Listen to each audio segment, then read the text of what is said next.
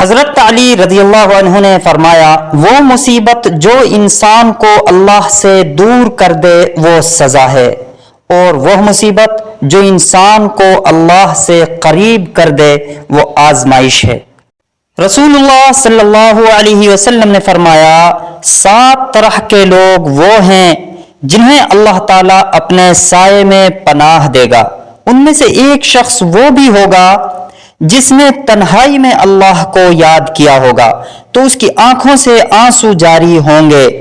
حضرت ابو ہریرہ رضی اللہ عنہ بیان کرتے ہیں کہ رسول اللہ صلی اللہ علیہ وسلم نے فرمایا، 3 دعائیں ایسی ہیں جن کی قبولیت میں کوئی شک نہیں: والد کی دعا، مسافر کی دعا اور مظلوم کی دعا۔